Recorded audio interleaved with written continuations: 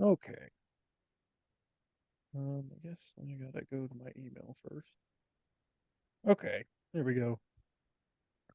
All right, sweet deal, man.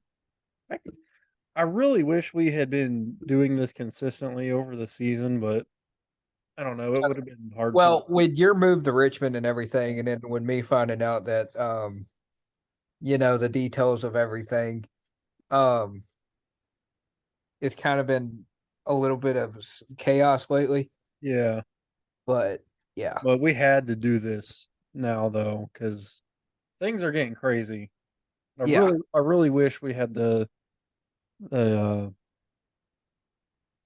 Is it eight? Is it gonna be 8 or 12 teams next year? it's going to be 12 next year. Now, there 12. is Yeah. one model that I was talking to Wyatt the other day about that somebody like actually likes a lot more than the 12 team format. Is basically what it is you basically have four playing games, but have an 18 playoff. But what it is, you lock up the first four seeds and then or lock up the first six seeds, and then those four playing games, the two winners of those gets the last two spots. So basically, it's kind of like the equivalent of you have the NFL's version of the wild card games. Is basically Yeah. what it equates to. And I like that model a lot more, just because if you have a situation like we do this year, to where you have like essentially 6, 7 teams fighting for that last spot, it allows them an opportunity to like really have a meaningful game Yeah. and allow them to play it out rather than just go based off of statistics. But we're going to dive into that here in a little This bit. But first, why I really wish we had the expansion this year, but yeah, this year needs to have the expansion. yeah. It's and I don't know how many people that tune in and know about NASCAR, but it's kind of like the Jeff Gordon rule from like that one year to where Clint Boyer like spun himself out at Phoenix, and then it created a Mhm. whole bunch of issues, and like Martin Truex qualified but then got kicked out and all of this other crap. Um, That was but besides unnecessary. that, let's dive in here to championship week. So tomorrow night we got a couple of good games on. One really heavy hitter game later in the evening. But I want to talk about New Mexico State Liberty real quick, and here's why. I can't believe New Mexico State has 10 wins on the year. That's It crazy. well that's crazy. But here's why I think this is such a huge game, and this is one that a lot of people are not looking at. If Tulane loses the American Conference Championship, Liberty would be the Power Five representative for the New Year's Six. There's a uh, good the chance that non-power five. And so here's why it's such a big game. If New Mexico State loses or wins this game and Tulane loses, who is going to be the representative for the non-power fives? Can you pull up the top 25 real quick and just look? yeah, let's go to I don't want that. Because I want to see what would happen in that scenario of who would get the bid for the New Year's Six for non-power five. There's a good chance that SMU can knock off Tulane. So, okay, here's what's crazy. Dude, what's crazy Why is is this? I don't know what if about that happens, Toledo's sitting at number 23. If they win the MAC, there's a good chance they could get beat too, though. and They have so, Miami, Ohio. I think there's a good chance they beat Toledo. but I this is the reason why James Madison should be. I mean, they are bowl eligible. So if everything were to go like right for them, even though they're not playing in the conference championship game, would they be a representative for the New Year's Six Bowl if everything were to work in their favor? I don't know. They did lose to a four-loss App State team. I mean, granted, they did lose to a four-loss App State team, but that was a very like iffy like call at the Mm, end of the game to where it was either a fumble, not like it was almost the equivalent to like Tennessee versus Jacksonville last year in the NFL, to where Josh Dobbs' pass was either like a forward pass that got hit and everything, or it was like it was so close that it was like either way they couldn't overturn it. yeah. I don't know, man. I would love to I'm see, looking at SMU though, because dude. I The think they only are going to reason I win. want to see JMU in a New Year's Six game is because it would shut up the NCAA about this 2-year rule about you got to wait 2 years before you can basically do all this crap. Yeah, And I you don't like basically that. get rid of that rule, which is stupid. Yeah. Uh, but all right, now go back to the schedule here. So I think Liberty, it's going to be a close game. I have Liberty in this one though. It's going to be close, but I think Liberty pulls it out. I think it's going to be less than 10-point spread for the final. Okay, they're favored by 11, so it's pretty I close. think it's going to be less than. I think it's going to be less than the spread on ESPN. Okay. And the big one here, the winner of this game is definitely getting in. I don't. Obviously, I if Washington wins, okay. but I feel really good about Oregon here. I do. Don't know if the winner of this one gets in. They The only Mm, winner yeah. of this one that would get in would be Washington. Oregon, even if Here, Oregon wins, here, they're getting in. and hear me out. And they were talking about this earlier today. I forget which site I was watching, but they had their video on it, and they said, here's what it would boil down to. Okay. And this is the nightmare scenario that we're gonna talk about tonight. If Oregon beats Washington, okay. Okay, if Oregon beats Washington and Georgia wins, Michigan wins, and Florida State wins, then yeah, Oregon's in. Yeah. But if Oregon beats Washington and Alabama beats Georgia, and then you have a Florida State win out and a Michigan win out, that's where it gets hard for the committee because now you got to look at Texas, who would win the Big 12 championship. Yeah. If Alabama gets in, Texas has to get in because that's their Yeah. beat Alabama earlier in the year. And then so that's the reason I think both Oregon, Washington, and Georgia would be outside looking in at that point, which sucks. But I think a undefeated Florida State would get in over both Pac-12 teams just because they don't have a loss on the year. Yeah, they're undefeated, and I don't think the committee should do Florida State dirty just for not having Jordan Travis. But No, I don't see how you can leave out a Pac-12 champ here. because here's why I think the Florida State thing is a little bit better than most people are saying. Is you look at who's probably going to win the Heisman this year, and it's between Michael Penix and Jaden Daniels and Bo Nix. Okay, that's legitimately the three guys that are really vying for the Heisman Trophy. I did hear somebody make the case the other day for Jalen Milroe from Alabama, but Oh, I that's don't not think gonna he's done happen. enough. No, But not gonna happen. Sorry, not gonna happen. I think what helps Florida State is they did beat LSU earlier in the year. And not only did they beat LSU, I mean, they flat out manhandled them. Yeah. And I mean, another thing is the committee did put them in at number 4, so yeah, and in they're the already last in rankings. according to the last rankings. Yeah. So, dude, this is hard. Like the committee, like somebody on the radio the other I think it was Wednesday. I was listening to something on the radio, and they basically said this is where you need to like go ahead, skip all the like light beers and stuff, and just go straight to like shots. That way you can like make this decision a whole lot easier. they're going to be in the discussion room till midnight trying to figure Dude, out who it they're going to put in.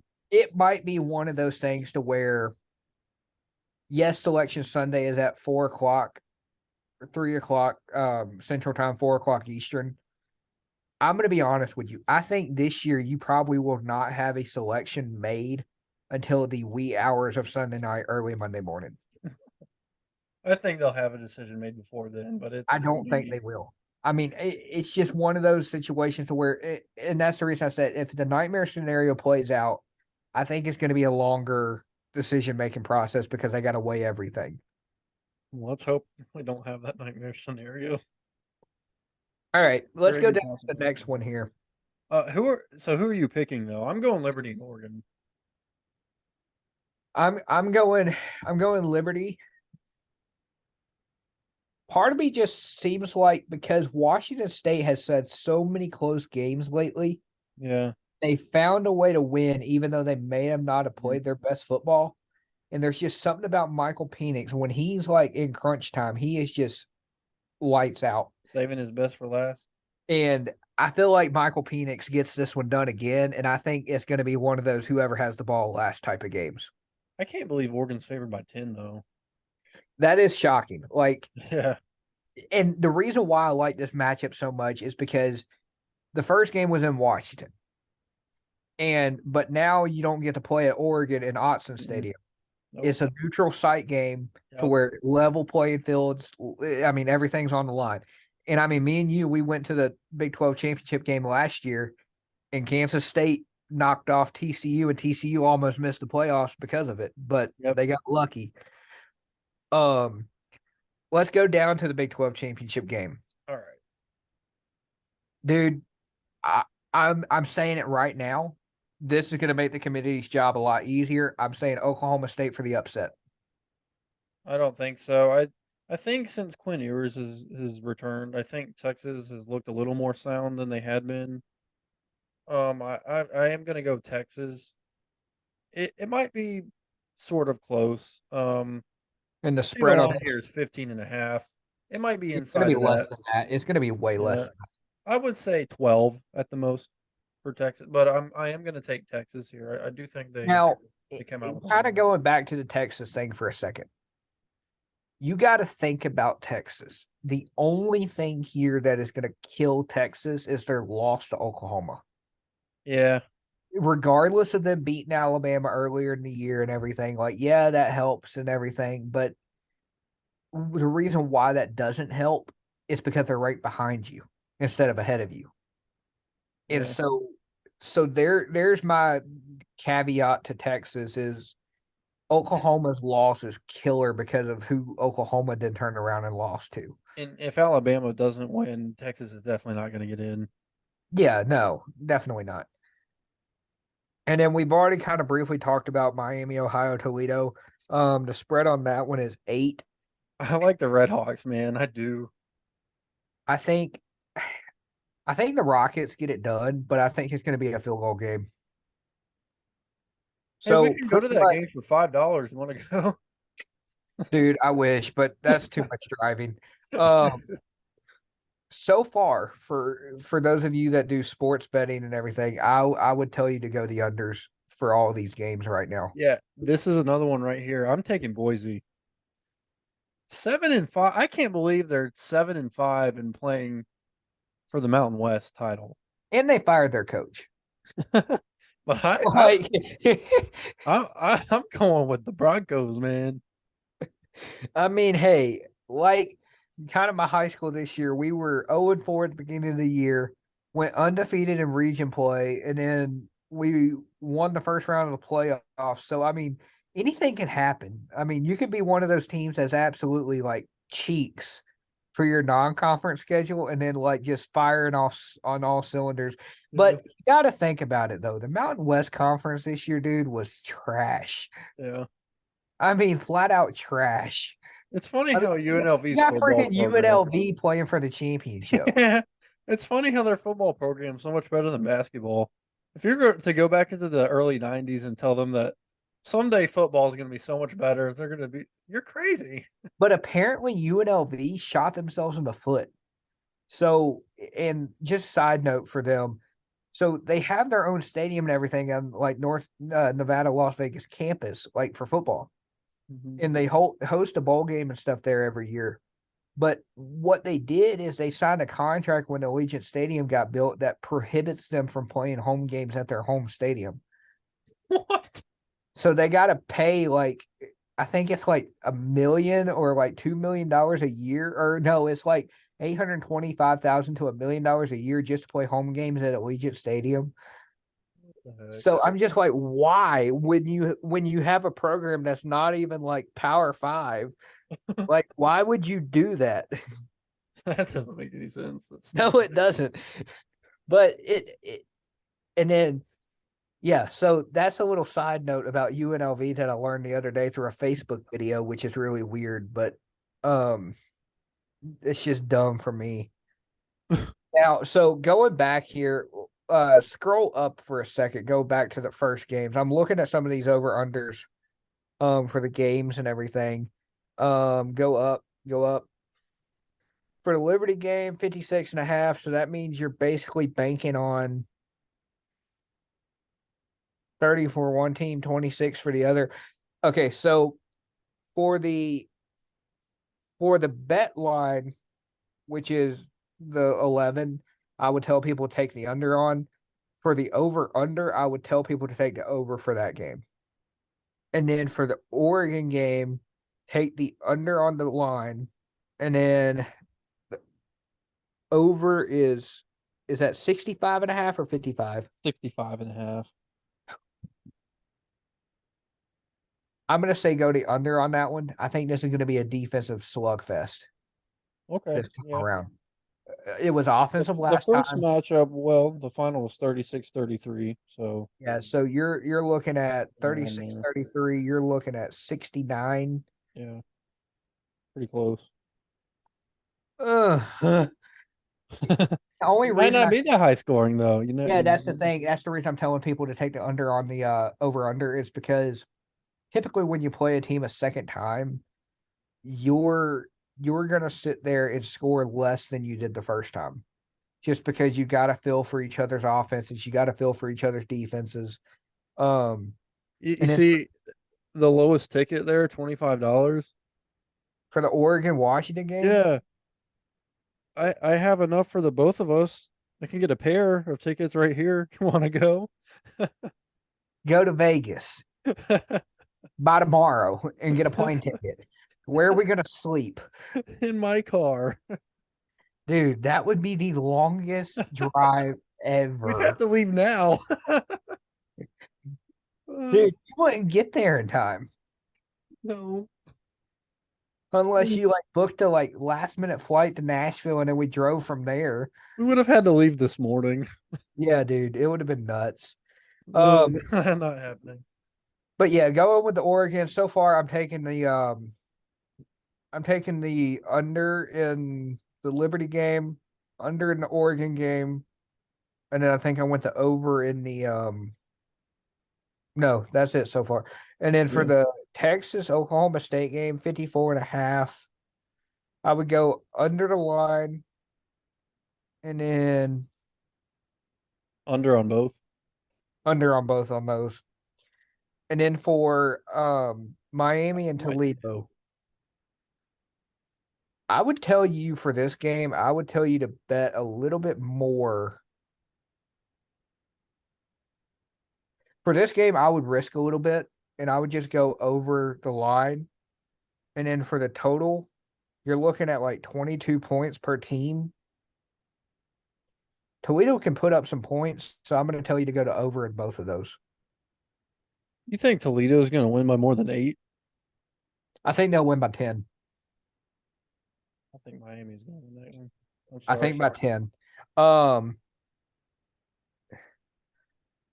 wait, hold on.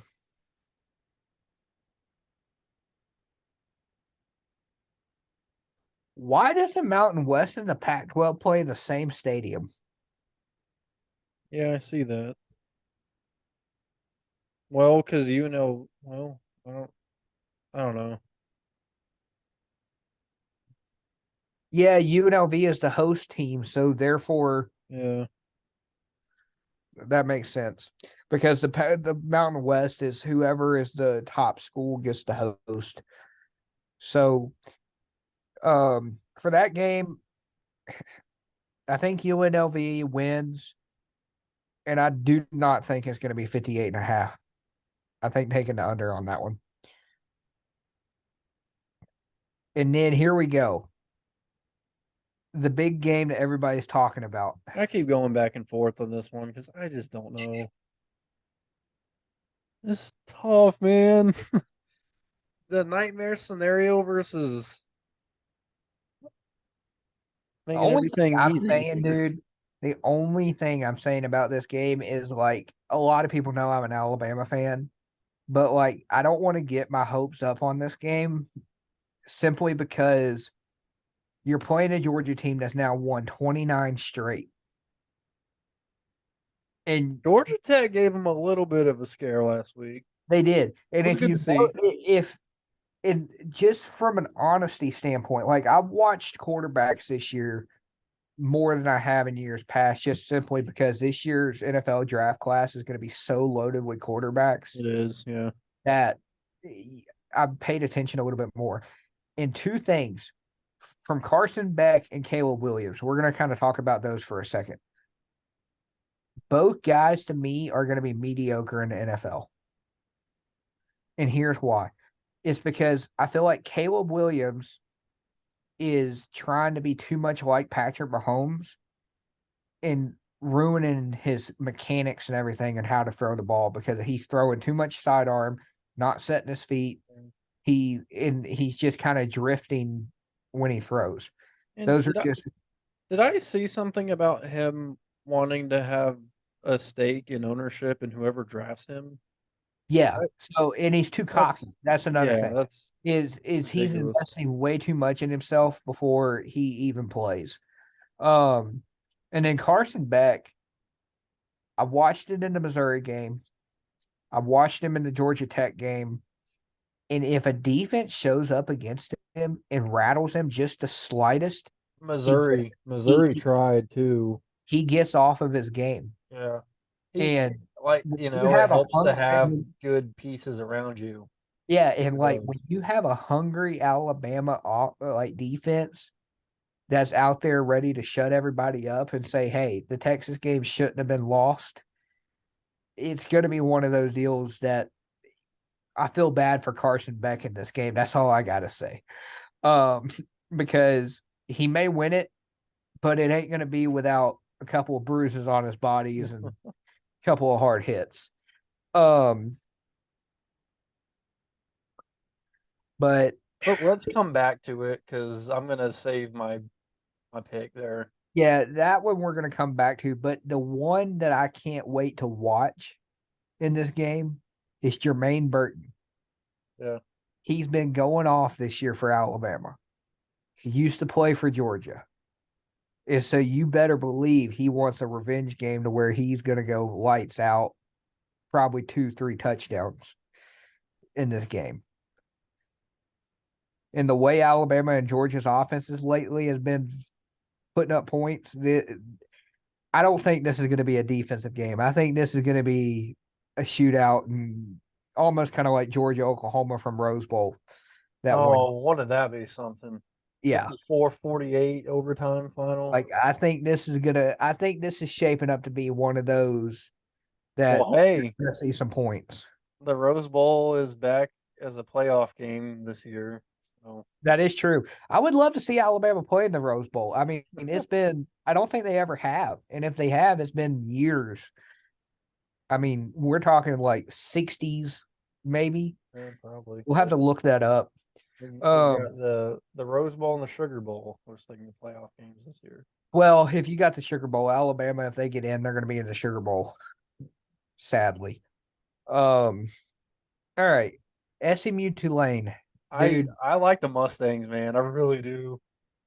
Tulane has been squirrely this year. Like They've found won a lot of close ones. I mean, it hasn't been pretty. They've gotten the job done, but it hasn't been pretty. I can't believe SMU's undefeated in conference play. I never would have seen that coming. neither. Wait a second. But as a little send off, How are they both undefeated in the American? Did they not play each other this year? they are now. How does that even happen from a scheduling perspective? You want to look at Tulane's schedule? Yeah, like let's look at it because that's confusing me. All right, let's look here. They win at South Alabama. They lost to Ole Miss, which that Ole Miss game they would have won if they had. Pratt Pratt. he got hurt. Yeah. We were hoping, and it didn't come to fruition. Somehow they didn't play SMU all year. Wow. But some of these games have been Rice, ECU. You almost lost. You only put up 13 on ECU. And Tulsa was close. I was at the Carolina game that day. Duke, Carolina. I was watching that They restaurant. beat UTSA. As a send off to the American Conference, I think SMU gets it done before they join the ACC. Do we want to look at SMU's schedule? Yeah, let's look and see who they lost to. Okay, they lost to Oklahoma and they lost to TCU. I'm looking here at some of these Look teams. at look at the teams that they beat versus Tulane. Like ECU, they beat by 21. They beat Tulsa by 59. Those are teams that Tulane was playing toe to toe with. Go back to Tulane's schedule for a second. Let's look at that Tulsa game. They won by 2, or no, that was they won last week. Last week they won by 2. What's the lowest? Oh,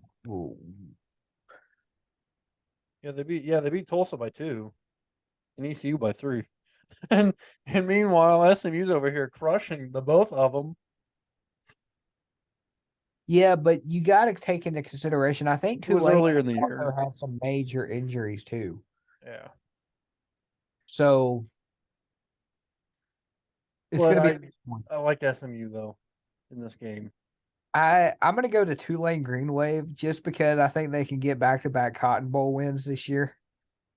Man, last year was awesome, dude. I love that. Dude, the way they shut up Caleb Williams, man, I was so happy They about were that. down 15 with what, 6 minutes left, and found a way to win the game. It's crazy. App State and Troy for the Sun Belt. Again, another one where I like the underdog in this one too. I like App State. I like App State simply because they did beat James Madison earlier in the year. I feel like App State's finally found their footing and everything as far as a solid football program. And I feel like they're gonna win this one. All right, and then these next two, I do not feel good about the underdog. I like Michigan and Florida State in both of these games. Hey, there you go. You can drive to Charlotte for $38. Yeah, well, and it is an 8 o'clock game. I could get up early and head out there because Charlotte's probably 5 hours, yeah 4 hours. five, probably between five, probably 5.5, 5.5. So I probably could get out there. I'm not going to. I don't want. I'd rather watch the games on my TV here. Dude, If I love YouTube TV because it allows you to do like a the 4 four, yeah, we did that at like my uncle's house this last weekend. Yeah, dude, it's awesome. Like you can watch 4 games at once. So imagine if you had like 2 logins for like 2 accounts, you could be watching 8 8 games at one games. time. Yeah, we had That's what I'm gonna do in the man cave. Just get like 10 TVs and hang around the wall. That way I could be watching like 36 games at once or something like that. However the math works. Are you able to choose what games? Because I think it shows for us like Yeah, so basically on YouTube TV, it basically has a panel of 4 games. yeah. And then if you scroll further, it has another panel of 4 games. And so yeah. All right, we're getting short on time here, so we made our picks for the games. Are you going Michigan or Florida State as well? I'm gonna go with a shocker. I'm going Iowa. Got Just the and, big boy and at quarterback. and the reason why is I feel like Iowa is just one of those teams that's quietly made their way into the Big Ten championship. They haven't looked all impressive all year, but it's not Their a matter defense of has won their looking games. impressive. It's just a matter of winning football games. And dude, their defense is legit. That's what's won them the games, but Michigan has a tough defense too. Like, who has Iowa lost to this year? Can't remember now. Let's look and see. Penn State, yeah, I remember that 31-0. 31-0. In Minnesota. It's bizarre how Penn State obliterates everyone except Ohio State, Michigan. And the Ohio State and Michigan defenses lock down and shut them down, and they can't do anything. But they can go and shut out Iowa. Like, come on, it's But I'm looking here at the crazy. total. I'm looking at the total points they've allowed, excluding the Penn State game. Yeah, I mean, they're averaging less than 12 points a game, allowing on defense. yeah, it's insane. But I don't think they're going to beat Michigan. Dude, Michigan has a tough defense too. they do, but anybody that's allowing less than 12 points a game is that's and the reason why I like Iowa is because it's a neutral site game. Yeah, but we've seen how this has gone the last couple of years. But that's the thing is this year in college football has not been like other years. We haven't had any chaotic moments yet. We're And about so to. I feel like it's this weekend that we're going to have chaotic moments. And I think that's going to be one that nobody sees coming. Everybody's overlooking. So if you want to maybe place like a $5 wager just on Iowa, I mean, just put a couple bucks and just see what happens. Because I'm just saying, it's one of those things to where I feel like it could happen. As far as Florida State Louisville, I got to go with Florida State just because Louisville almost lost to Miami. Yeah, So Louisville's has some close ones. They've done a good job to get there, though. All right, yeah, so we got to make our playoff picks now. We got to circle back to Georgia, Alabama. uh, I just keep going back and forth. I don't know, man. I only don't reason know. here's why is if you look at history, history always repeats itself.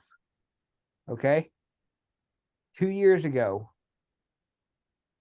Alabama's at Auburn, down to one of the final drives of the game.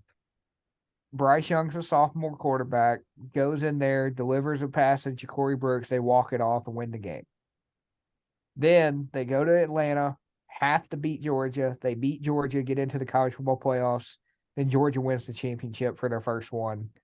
And then they win the one after that last year.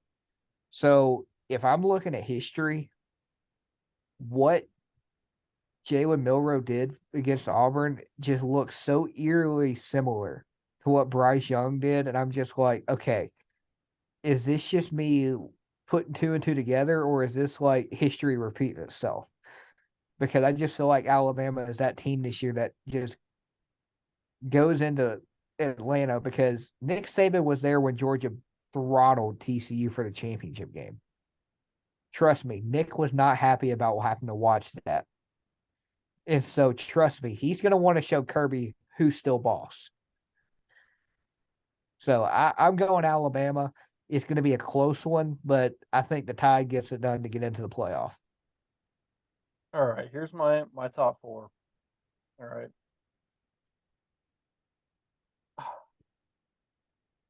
I I just You want me to it's go so first? hard, but I'm gonna go Georgia.